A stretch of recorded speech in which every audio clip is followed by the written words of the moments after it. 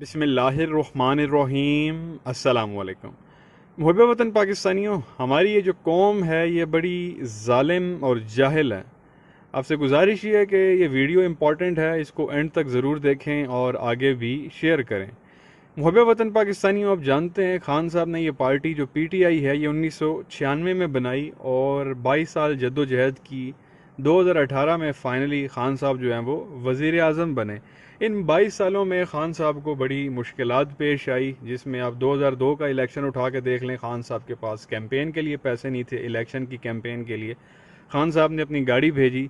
अब खान साहब ने शादी जो थी वो बरतानिया में की हुई थी जमाइमा के साथ, तो यहाँ की जो पोजीशन थी पाकिस्तान की वो बड़ी गंदी और घटिया और जाहिल और बिलो द बेल्ट हरकतें करती थी।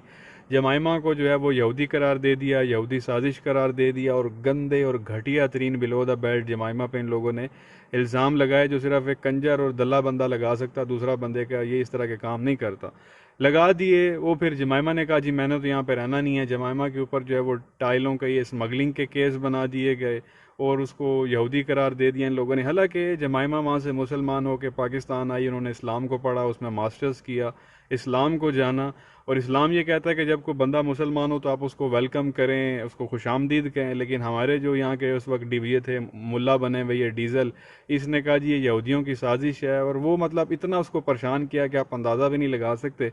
जिसके बाद जमाइमा ने यह कहा कि भाई मैं यहाँ पाकिस्तान में नहीं रह सकती, मुझे वापस जाना है इंग्लैंड। और खान साहब को भी कहा कि आप मेरे साथ इंग्लैंड आएँ और इंग्लैंड आ जाएँ और हम वहीं रहते हैं। इस पे खान साहब ने यह कहा कि नहीं भाई मुझे तो अपने मुल्क में रहना है, अपने मुल्क की जो है वो तकदीर बदलनी है, यहाँ पे अदल हो, इंसाफ हो, गरीब की बात सुनी जाए, गरीब जो है वो खुशहाल हो। खान साहब ने कहा मैं अपने मुल्क के लिए कुछ करना चाहता हूँ, लंदन जाके मैंने क्या करना है।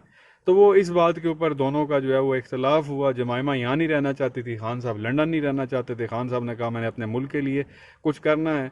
तो इस बात पे इख्तलाफ हुआ और फाइनली जो है वो बरतानिया की एक अदालत में जमाइमा और ख़ान साहब की जो है वो डिवोर्स होगी। अब डिवोर्स का भी मैं आपको थोड़ा सा बताऊं, तो जब ये डिवोर्स हो रही थी तो बरतानिया के इस तरह के रूल है वहाँ पे, जो भी तलाक देता है वो आधी जो है वो प्रॉपर्टी देता है। तो जब तलाक हुई, खान साहब को आधी प्रॉपर्टी मिलनी थी जमाइमा की तरफ से, तो खान साहब ने वो लेने से भी इनकार कर दिया था। वो अराउंड 200 मिलियन पाउंड्स थे उस वक्त, ये 2004 की बात है, जो कि अरबों रुपया ये बनता है, अरबों रुपया। खान साहब ने कहा मुझे तो ये चाहिए ही नहीं। जब खान साहब, वो जज ने कहा कि भाई आपको इतनी जो है वो प्रॉपर्टी, इतने पैसे मिलेंगे जमाइमा की तरफ से तलाक होने की सूरत में, खान साहब ने कहा कि मुझे ये रकम नहीं चाहिए, मुझे ये पैसे नहीं चाहिए। ये सुन के वो जज के रोंगटे खड़े हो गए थे कि भाई ये किस तरह का बंदा है, इसको इतने पैसे मिल रहे हैं, मिलियंस ऑफ पाउंड, और ये किस तरह से डिनाई कर रहा है। तो वो जो जज था वो इतना हैरान हुआ, अपनी कुर्सी से खुद उठ के खान साहब के पास आया था और गले लगा था कि वो मिलने के लिए कि मैं एक अजीम इंसान है, मैं उसको सलाम पेश करता हूँ। वो वापस कुर्सी पे जाके बैठा और साथ फिर उसने खान साहब को कहा कि तलाक होने की सूरत में जो बच्चे हैं वो जमाइमा के पास, माँ के पास जाएंगे क्योंकि बच्चे छोटे हैं। खान साहब ने खुद अपने मुंह से कहा कि मैं भी ये चाहता हूँ कि बच्चे जमाइमा के पास ही रहें, क्योंकि जो जमाइमा है वो एक बहुत अच्छी वालदा है। ये सुन के जज फिर परेशान हुआ। तो जज ने फिर जमाइमा से पूछा कि यार ये इतना एक अजीम इंसान है, जिसको पैसे भी नहीं चाहिए, वो बच्चे भी तुम्हें दे रहा है, तुम्हारी तारीफ भी कर रहा है, तो तुम ऐसे इंसान से तलाक क्यों ले रही हो। जिस पर जमाइमा ने कहा कि भाई मैं पाकिस्तान में नहीं रहना चाहती, मैं लंदन में रहना चाहती हूँ। अगर खान साहब मेरे साथ लंदन में रहें तो मुझे तलाक नहीं चाहिए। वहाँ के लोग मेरे ऊपर गंदे और घटिया किस्म के इल्ज़ाम लगाते हैं, मेरी उन्होंने एक किस्म की ज़िंदगी जो है वो अजाब बनाई हुई है, मैं पाकिस्तान में नहीं रहना चाहती। अगर खान साहब मेरे साथ लंदन में रहना चाहते हैं, मुझे तलाक नहीं चाहिए। तो फिर जज ने खान साहब से पूछा कि भाई आप क्या लंदन में रहेंगे इनके साथ। खान साहब ने कहा नहीं, मुझे अपने मुल्क की किस्मत संवारनी है, वहाँ पे अदल हो, इंसाफ हो, मुझे अपने मुल्क को आगे लेके जाना है, तो मुझे पाकिस्तान में रहना, मैं लंदन में नहीं रहना चाहता। इस बात का इख्तलाफ था और जो है वो तलाक हो जाती है। और उस वक्त जो है वो सारा एक इमोशनल सब कुछ था और वो जमाइमा रो रही थी। खान साहब ने जब इतनी तारीफ़ें कर दी अपनी बीवी की, पैसे भी नहीं लिए, बच्चे भी नहीं लिए, ऊपर से ये भी कहा कि बहुत अच्छी वालदा है, बच्चों को बहुत अच्छी तरबियत करेगी। तो खैर वो फिर लंदन चली गई, खान साहब यहीं रहे। फिर जब 2008 का इलेक्शन हुआ तो खान साहब ने जो है वो बायकॉट कर दिया। और उसके बाद आप जानते हैं जरदारी की हुकूमत थी। जरदारी की इतनी गंदी करप्ट तरीन हुकूमत थी, दहशत गर्दी अरूज पे थी, कुछ कंट्रोल नहीं कर पा रहे थे, महंगाई अरूज के ऊपर थी। तो उस वक्त लोगों में थोड़ा शऊर आया कि भाई ये क्या बगैरती है, हम आगे, हमें जरदारी नहीं चाहिए, ना ही नवाज शरीफ चाहिए। तो उस वक्त जो है खान साहब ने 2011 में एक जलसा किया था लाहौर में, जिसमें वो पूरा लाहौर का वो जो मीनार पाकिस्तान का ग्राउंड है वो सारा भर गया था, लाखों लोग वहाँ पे आए हुए थे। और वहाँ से जो है फिर पीटीए जो है पीटीआई ने जो है इसको मकबूलियत मिली, खान साहब को मकबूलियत मिली। और फिर 2013 में जो है 2013 के जो इलेक्शन थे उसमें खान साहब 35 सीटें जो है वो जीतने में कामयाब हुए। इसमें काफ़ी ज़्यादा फिर मसले आए, आप जानते हैं, वो जावेद हाशमी जो गद्दार, जो बागी कहता था, बाद में दागी हो गया। और फिर उसके बाद आप जानते हैं रेहाम खान वाला मसला हो गया, फिर उसने वो बुक लिखी जो बगैरती की, खान साहब के बारे में बड़ी घटिया ज़बान इस्तेमाल की। फिर आयशा गुलालई को इन्होंने इस्तेमाल किया, जी मुझे खान मैसेजेस करते हैं गंदे गंदे, ये करते हैं वो करते हैं। ये सारे नून लीग के काम थे, क्योंकि इस तरह की जो बिलो द बेल्ट हरकतें होती हैं ना, बेहयाई वाली, ये सारी नून लीग करवाती है। ये शुरुआत 90s से हुई थी, जब नवाज शरीफ ने बेनज़ीर की जो है वो नंगी तस्वीरें फेंकी थी। तो वब से ये बेगैरती चलती हुई यार, इसमें कोई शक की बात नहीं है। जो भी बिलो द बेल्ट गंदी बेहयाओं वाली हरकतें होती हैं वो सारी नून लीग करवाती है।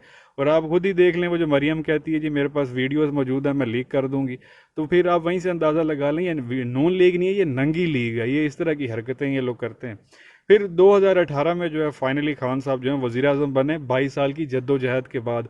इस मुल्क के लिए खान साहब ने, देखें क्या, अब मतलब इंसान के लिए सबसे बड़ी चीज़ क्या होती है उसकी ज़िंदगी में, पैसे से भी बढ़कर उसकी बीवी, उसके बच्चे, उसने वही कुर्बान कर दिए।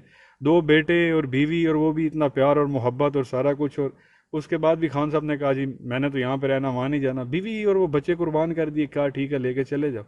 तो इस तरह का भी कोई बंदा काम कर सकता। फिर इतने सारे मसले मसाले, 22 साल की जद्दोजहद के बाद फाइनली जाके खान साहब वज़ीर आज़म बने। जब वज़ीर आज़म बने तो पता चला इकॉनमी का इतना बुरा हाल है, मुल्क जो है वो डिफ़ॉल्ट स्टेट डिक्लेयर होने वाला, पैसे ही नहीं है, तनख्वाहें देने के भी पैसे नहीं हैं। वो फिर खान साहब ने जो है वो टूर लगाना शुरू किए, सऊदी अरब गए, फिर चाइना गए, कतर गए, यूएई गए, फिर आईएमएफ के साथ डील की, उनसे पैसे लिए जाके, मईशत को खान साहब ने संभाला और जाके मुल्क जो है वो इकॉनमी हमारी जाके स्टेबल हुई।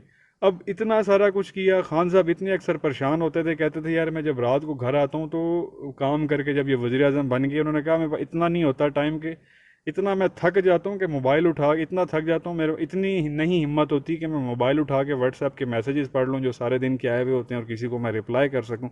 ये मेरा हाल होता है। लोग मुझे भीख मंगा कहते हैं, उल्टी सीधी मेरे बारे में बातें करते हैं, और इस तरह की इन लोगों ने हरकत की हुई हैं। ये सारा थोड़ा सा बैकग्राउंड बताने का मकसद ये था कि आपको पता हो कि खान साहब ने जो है वो क्या किया है वज़ीर आज़म बनने के लिए। लोग तो ऐसे ही बकवास करते हैं ना, कह देते हैं जी सिलेक्टेड, उनको ये नहीं पता कि खान साहब ने 22 साल किया है। किसी ने अपने बीवी बच्चे कुर्बान किए आज तक? आप बताएं, आप जितने भी देख रहे हैं, आप करेंगे बीवी बच्चे इस तरह से कुर्बान? सवाल ही पैदा नहीं होता। तो आज मुझे देख के बड़ा दुख हुआ। आज एक ट्रेंड चल रहा था ट्विटर के ऊपर, ये आपके सामने है, रंगबाज न्याजी। खान साहब को जो है आज रंगबाज इन लोगों की जानिब से कहा गया और बड़ी गंदी ज़बान इस्तेमाल की गई।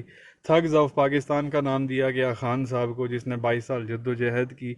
उसके बाद ये एक तस्वीर जो है बड़ी पटवारियों ने जो है वो वायरल की, जिसमें खान साहब के उन्होंने ये दिखाया कि खान जो है वो भीख मांग रहा है और दुनिया के जो लीडर हैं वो मना कर रहे हैं खान साहब को। मतलब इस तरह की बेगैरती, भाई बेगैरतों, क्या खान साहब जो भी कह रहे हैं दुनिया को कि हमारे कर्जे माफ़ कर दो, वो क्या खान साहब ने अपने लिए कहा है कि मेरे कर्जे माफ़ कर दो? और बात यहाँ पे ये है कि खान साहब ने खुद कर्जे लिए थे। कर्जे खान साहब ने लिए थे या जरदारी और नून लीग वाले लेके गए थे? 100 अरब डॉलर से ज़्यादा का इन्होंने कर्जा लिया और लगाया क्या कोई पता नहीं है। वो उल्टा कर्जे लेने के बाद मईशत का और बेड़ा गर्क हुआ। तो वो खान साहब कह रहे हैं हमारे पास कर्जा तो देने की दूर के बाद जो ऊपर सूद है वो पैसे देने, वो भी हमारे पास नहीं है देने के लिए पैसे। तो खान साहब वही दुनिया से रिक्वेस्ट कर रहे हैं, पटवारियों ने आगे से उसका ये कारनामा कर दिया, खान साहब को भिखारी बना के बिठा दिया बीच में और सर्कल में बैठे हुए हैं ये दुनिया के लीडर्स और नो नो कर रहे हैं। इतनी मुझे देख के यार अंदर से हो रहा था कि यार किस तरह की बेगैरत कौम है कि वो बंदा इनकी तकदीर बदलना चाहता है, जिसने अपना सब कुछ कुर्बान कर दिया, जिसको पैसों से कोई लेना देना नहीं था, बीवी बच्चे कुर्बान कर दिए अपनी कौम के लिए, अपने मुल्क को ऊपर लेके जाने के लिए, और आगे से कौम ये इस तरह के जो है वो तोहफे दे रही है और इस तरह की बकवास की जा रही है। देख के बंदे को दोस्तों दुख होता है। ऊपर से आप देख लें जी, ये एक और बेगैरती की इन पटवारियों ने कि जरताज गुल साहिबा के साथ जो है ये खान साहब की तस्वीर वायरल कर दी और कहा कि ये देखें जी दोनों के दरमियान कुछ हुआ है, ये खान इस तरह का, ये किसी भी एंगल से सादिक और अमीन हो सकता है। और साथ वो साकिब निसार को गालियां दे रहे थे कि साकिब निसार ने इसको जो है वो सादिक और अमीन करार दिया था। ये कौन से एंगल से खान जो है तुम्हें सादिक और अमीन नज़र आता है? ये देखो, मतलब ये अभी उन्होंने कहा कि इनके दरमियान कुछ हुआ है। खान साहब इस तरह का बंदा है, मतलब उसको ये शराबी और जनाई और पता नहीं वुमनाइजर इसको कहते हैं खान साहब को, और अल्लाह जाने क्या क्या ये बकवासात करते हैं। तो ये चीज़ें देख के मैं बड़ा हैरान परेशान कि यार ये कौम किस बेगैरती पे लगी हुई है। वो बंदा पता नहीं किस तरह अपनी ज़िंदगी गुजार के आया, 22 साल की जद्दोजहद की है और वही मैंने जैसे शुरू में कहा कि ये जो कौम है ना बड़ी जालिम है और जाहिल भी है। इनको वही जरदारी और नून वो है, ये नून लीग वाले चाहिए, वही बिरयानी की एक प्लेट और वो खोता बिरयानी वाले और यही दाल और ये नान कीमे वालों पे ये पलने वाली अवाम है। इनको वो खान जैसा लीडर नहीं चाहिए। अब शऊर है नहीं अवाम के अंदर, वही जाहिल और वही बेगैरतियों पे लगे हुए हैं। तो देख के दोस्तों बंदों को जाना बड़ा दुख लगता है, लोगों को शर्म आनी चाहिए। कोई और नॉर्मल बंदा इस वक्त होता वो कब का जो है ना कुर्सी छोड़ के और कहता कि जी अल्लाह हाफिज़। ये खान साहब का इतना हिम्मत हौसला और वो कह लें कि जिगरा गुर्दा है जो खान साहब यहाँ पे बैठे हैं इतनी सारी बेगैरती के पास। जिनके लिए तब्दीली लाना चाहते हैं वही पीठ पे छुरे घोंप रहे हैं, तो फिर बंदा दूसरे बंदे से क्या बात।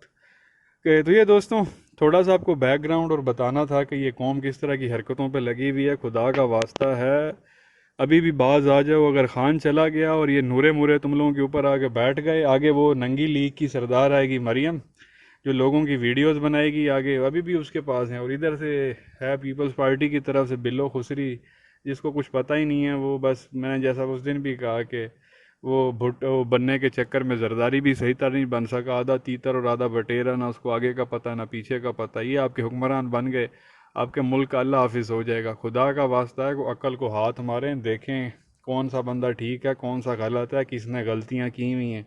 ऐसे ही ना बिला वजह ये काम किया करें देखो दिखाई से जी फ़लाँ बंदा अगर इमरान को गाली निकाल रहा तो मैंने भी गाली निकालनी है और बुरा भला कहना है। इस पर दान निकालने की ज़रूरत नहीं है। इससे तुम लोगों की ना वो इस टाइम डूब मरने का मुकाम है कि एक बंदा तुम लोगों के लिए जद्दोजहद कर रहा है, तुम्हारे मुल्क को आगे लेके जाने की कोशिश कर रहा है और तुम लोग बेगैरती पे लगे हुए हो। तो ये दोस्तों सारी सिचुएशन थी। आप इस हवाले से क्या कहते हैं नीचे कमेंट करके अपनी राय का इज़हार ज़रूर करें। वीडियो को लाइक करें, चैनल को सब्सक्राइब करें, बेल आइकन पर क्लिक करें। शुक्रिया।